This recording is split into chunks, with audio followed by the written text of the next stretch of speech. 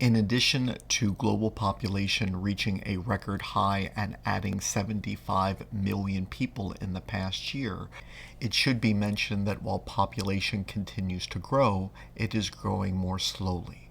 You can observe this in this graph of the number of new people added to global population by year. Lately, it has been down, although the COVID pandemic undoubtedly accounted for some of this as well. But one can see a decrease in the number of individuals.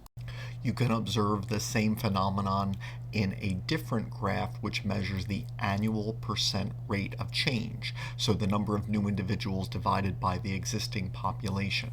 So notice that the rate of increase hit a peak in the late 1980s, but then afterwards has decreased ever since. So although the population continues to increase, it is increasing at a slower rate relative to the overall population.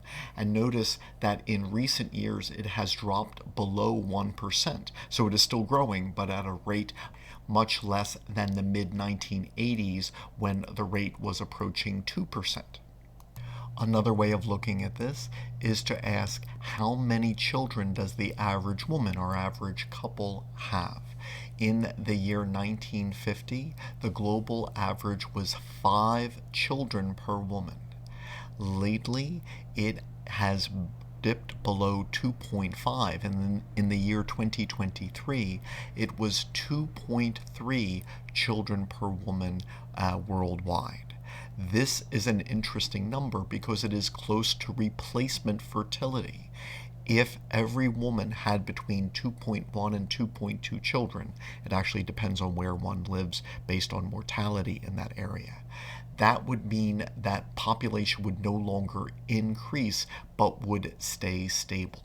So in a short period of time, global fertility rates have dropped in half and very close to replacement fertility. Even though the planet is very close to replacement fertility, the population will continue to grow simply because of the number of individuals which have been born in more recent decades and have not yet completed or even begun their reproductive years. This varies from country to country, as one can see in this graph, and thus some parts of the world will grow at a faster rate, while others are actually seeing declining populations. Because this is such an important point, let me try to make it one final way. The amount of time it took for human population to go from 5 to 6 billion was about 12 years. From 6 to 7 billion, about 12 years. From 7 to 8 billion, about 11 years. But when we estimate, and I know it is early to try to estimate this because many things can change, but if we estimate at current levels, how long will it take for humanity to add 1 more billion people for global population to reach 9 billion? That estimate is now at around 15 years, about the year 2037. Although global population is still increasing, it is increasing more slowly.